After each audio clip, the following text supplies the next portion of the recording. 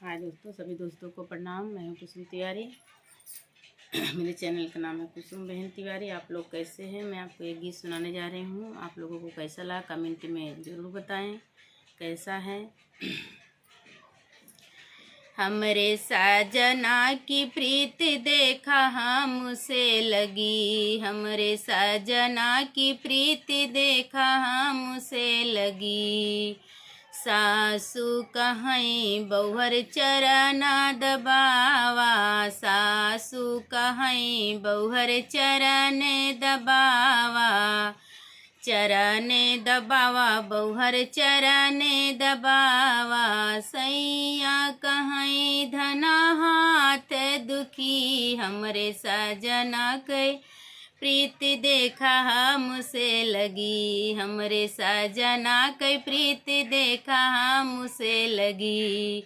हमसे लगी, हाँ हमसे लगी, हमरे सजना के प्रीति देखा हमसे लगी। सासुरु कहीं बहुहर लऊ तू चिलमिया, सासुरु कहीं बहुहर लऊ तू चिलमिया, लऊ तू चिलमिया बहुहर लऊ तू चिलमिया। सैया कहीं धनायादत गिरी, हमरे सजना के प्रीत देखा हमसे लगी, हमरे सजना के प्रीत देखा हमसे लगी।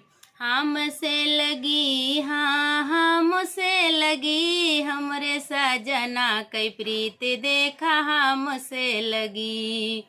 ना नदी कहीं भौजी रोटिया बनावा, ना नदी कहीं भौजी रोटिया बनावा, रोटिया बनावा भौजी रोटिया बनावा।